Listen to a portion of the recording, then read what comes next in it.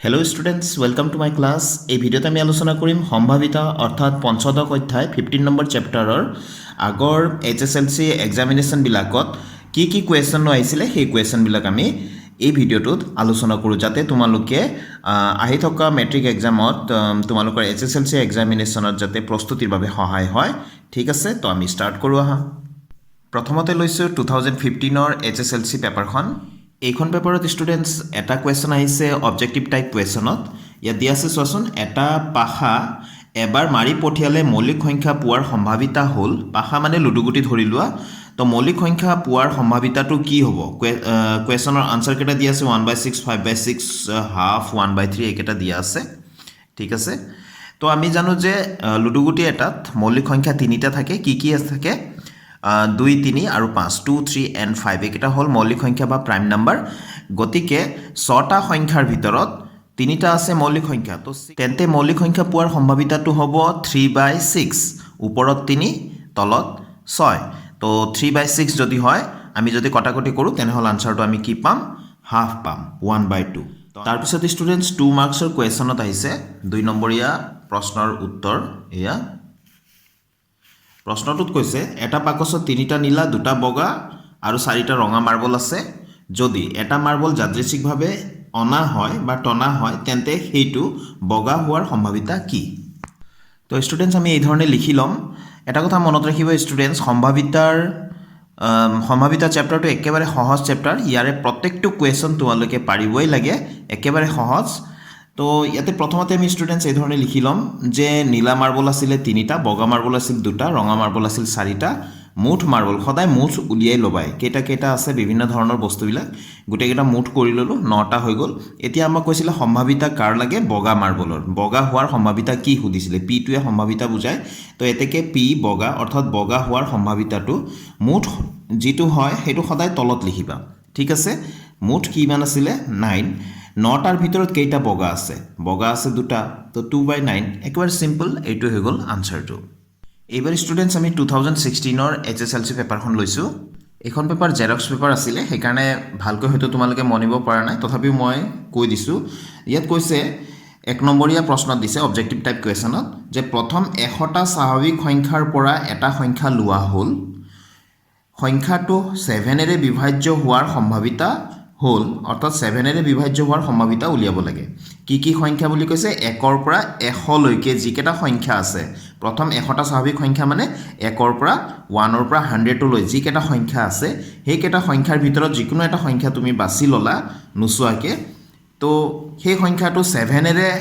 বিভাজ্য মানে সম্পূৰ্ণৰূপে হৰণ যাবনে নাযাব,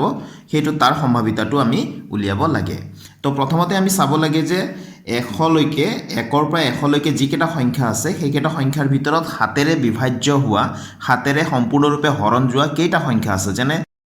চাবা ষ্টুডেণ্টছ, তোমালোকে যাতে বুজি পোৱা সহজতে, তাৰ বাবে মই এইকেইটা লিখি দিছোঁ। চোৱা, 1ৰ পৰা 100লৈকে যিকেইটা সংখ্যা আছে, তাৰ ভিতৰত এই সংখ্যাকেইটা তোমাৰ 7ৰে সম্পূৰ্ণৰূপে বিভাজ্য হ'ব। কোনকেইটা?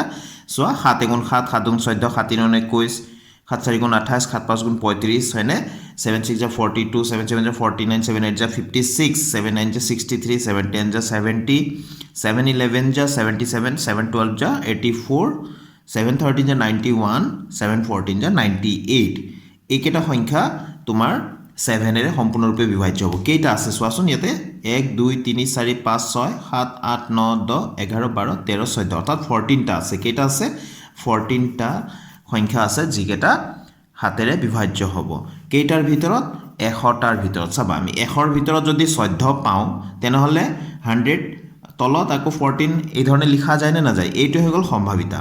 ঠিক আছে, সম্ভাৱিতাটো আমি এই ধৰণে লিখিব লাগে। মুঠ কেইটা সংখ্যা আছিলে? 100টা আছিলে। তাৰ ভিতৰত আমাক যিটো লাগে যে 7ৰে হৰণ যোৱা সংখ্যা কেইটা লাগে, সেইকেইটা কেইটা আছে? 14টা আছে। গতিকে আমি যদি কটাকটি কৰি দিওঁ, 2 × 7 = 14, ইফালে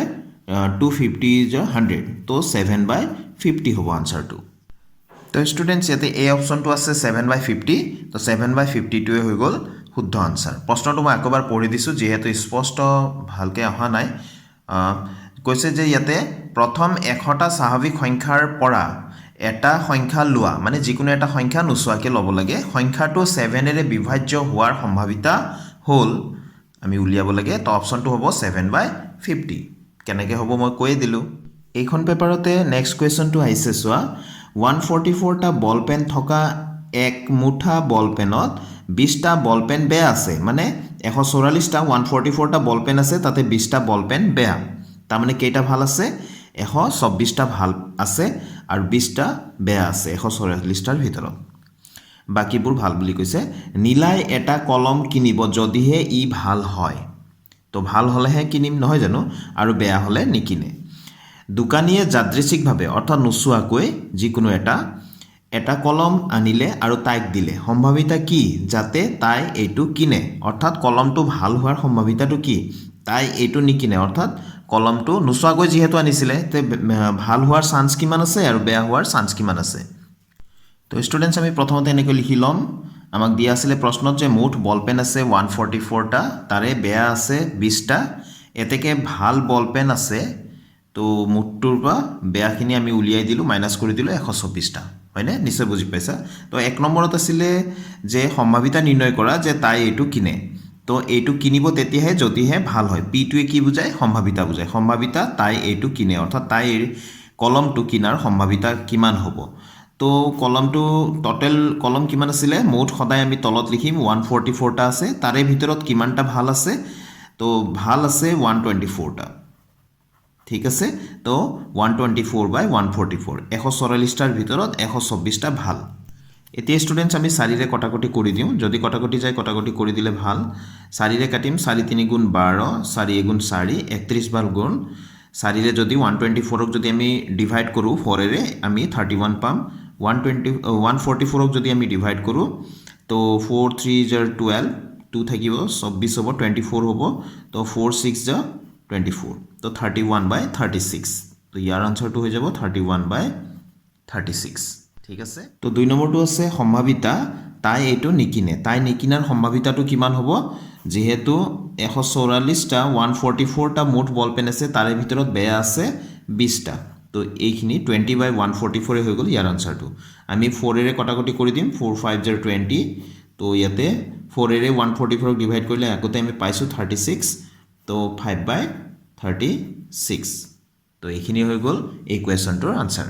এইবাৰ লৈছোঁ 2017ৰ পেপাৰখন ইয়াত অবজেক্টিভ টাইপ কুৱেশ্যনত আহিছে চোৱাচোন তলৰ কোনটো এটা ঘটনাৰ সম্ভাৱিতা হ'ব পাৰে এ বি চি ডিত উত্তৰকেইটা দিয়া আছে ইয়াৰ ভিতৰত কোনটো শুদ্ধ এতিয়া চাবা ঋণাত্মকত কেতিয়াও ঘটনা এটাৰ সম্ভাৱিতা হ'ব নোৱাৰে ঋণাত্মকটোতো হ'বই নোৱাৰে আৰু অপ্ৰকৃত ভগ্নাংশ হ'ব নোৱাৰে এইটো প্ৰকৃত ভগ্নাংশ ইয়াত ঋণাত্মক আছে এইটো নহয়েই কেনচেল এইটো অপ্ৰকৃত ভগ্নাংশই হয় 1.001 মানে 1001 বাই তলত থাকিব 1000 ঠিক আছে যদি আমি এই দশমিক সংখ্যাটোক যদি আমি ভগ্নাংশত পৰিৱৰ্তন কৰোঁ তেনেহ'লে ওপৰত হ'ব 1001 তলত হ'ব 1000 তো এইটো অপ্ৰকৃত ভগ্নাংশ গতিকে এইটো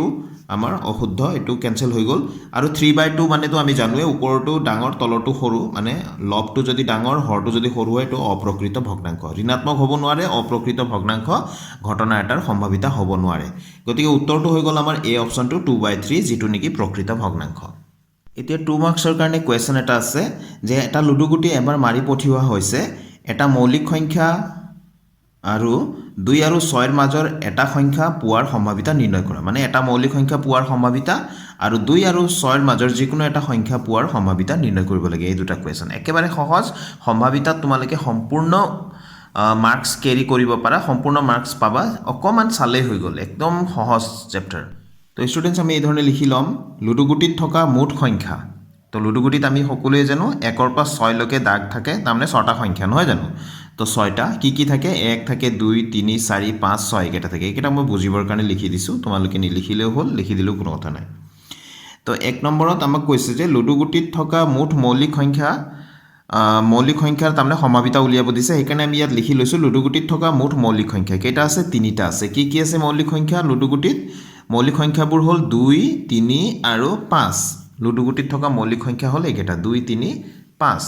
দুইটো এটা মৌলিক সংখ্যা আটাইতকৈ সৰু মৌলিক সংখ্যা বা একমাত্ৰ যুগ্ম মৌলিক সংখ্যাটো হ'ল 2 সদায় মনত ৰাখিবা বাকি যিমান মৌলিক সংখ্যা আছে গোটেইবিলাক অযুগ্ম সংখ্যা তো এতিয়া যে নহওক লুডু গুটিত থকা মুঠ মৌলিক সংখ্যা 3টা কি 2 3 5 তো এতেকে পি মৌলিক অৰ্থাৎ মৌলিক সংখ্যাৰ সম্ভাৱিতা লুডু গুটি এটা দলিয়াই দিয়াৰ পিছত তোমাৰ মৌলিক সংখ্যা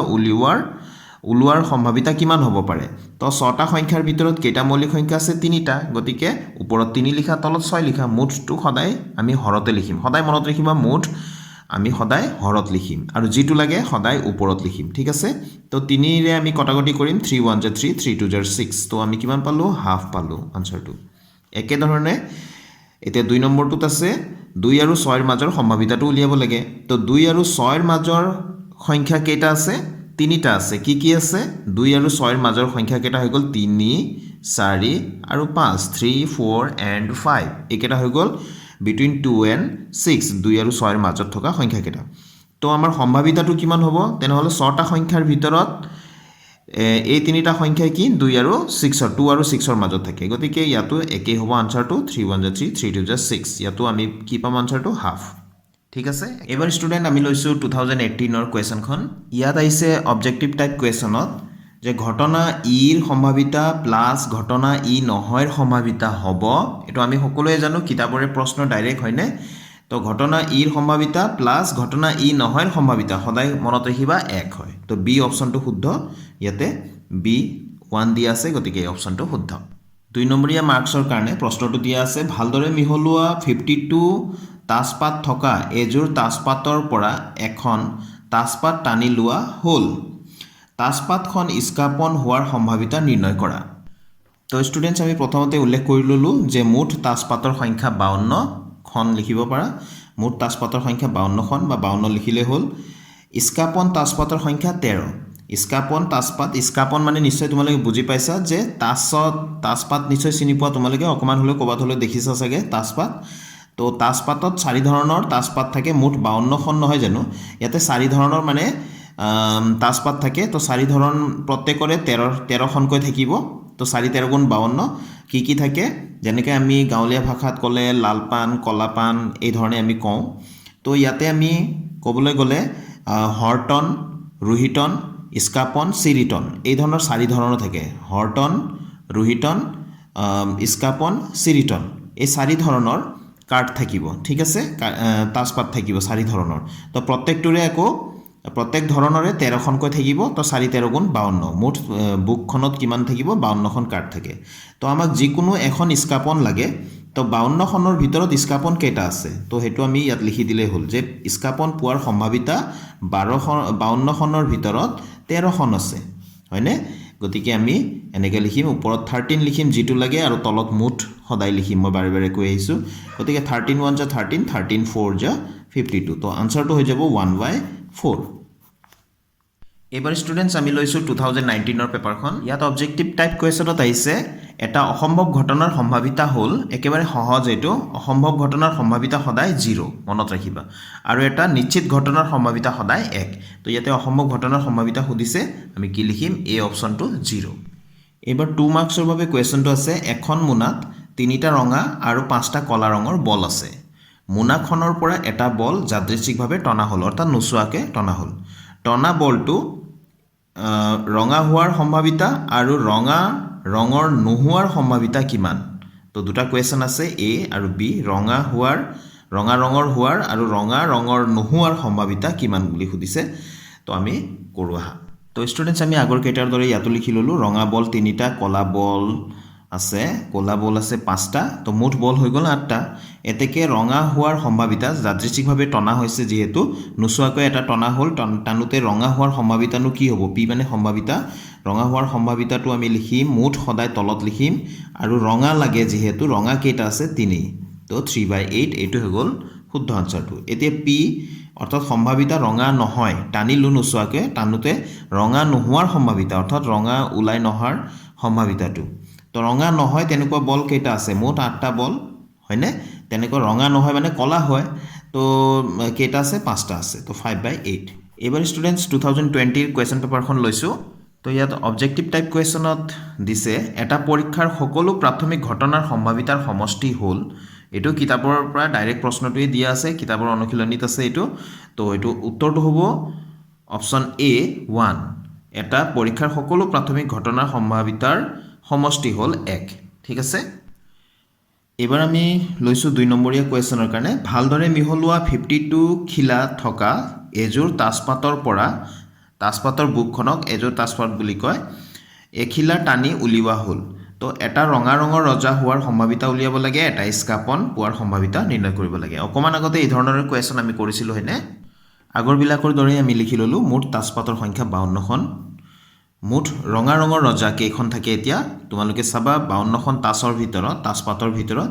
দুটা ৰঙা ৰঙৰ ৰজা থাকে মানে বাদশা বুলি যাক কওঁ দুখন থাকে তেনেকৈ ৰঙা ৰঙৰ তো আমি 2 লিখিলোঁ গতিকে আমি সম্ভাৱিতা উলিয়াব লাগে ৰঙা ৰঙৰ ৰজা তো 52খন কাৰ্ডৰ ভিতৰত দুখন কাৰ্ড এনেকুৱা আছে যি দুটা ৰঙা ৰঙৰ ৰজা থাকে ঠিক আছে তো আমি পালো উত্তৰটো 2/52 যেহেতু আমি কটাকটি কৰিব পাৰো কাটি দিওঁ 2 গুণ 2 2 2 4 1 থাকিলে 12 হল 2 6 গুণ 12 তাৰ মানে আনসাৰটো হৈ যাব 1/26 কটাকটি গলে কটাকটি কৰি দিব লাগে কিন্তু ভুলকৈ কটাকটি নকৰিবা ঠিক আছে এতিয়া আকৌ এইটো আগৰ প্ৰশ্নটো আহিছিলে মুঠ ইস্কাপন তাজপাতৰ সংখ্যা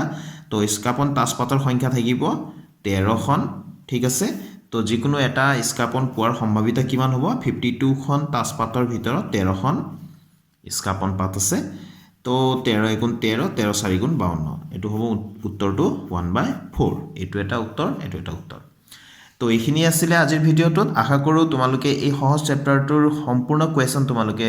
কৰিবা অনুশীলনীৰ লগতে যিকেটা HSLC-ত আহিছে এইকেটা মই কৰি দিলো এইখিনিও তোমালোকে প্ৰেক্টিছ কৰিবা শৰ্ট কোৱেশ্চনো মই কৈ দিলো লগতে 2 মাৰ্কছৰ কোৱেশ্চনো আলোচনা কৰিলো তো নিশ্চয় তোমালোকে ইয়াত থকা সম্পূৰ্ণ নম্বৰ তোমালোকে পাবলৈ সক্ষম হ'বা তো আজিলৈ ভিডিওটো ইয়াতে সামৰিছো ষ্টুডেন্টস ভালকৈ পঢ়া শুনা কৰা ভাল ৰিজাল্ট কৰা thank you students keep watching my channel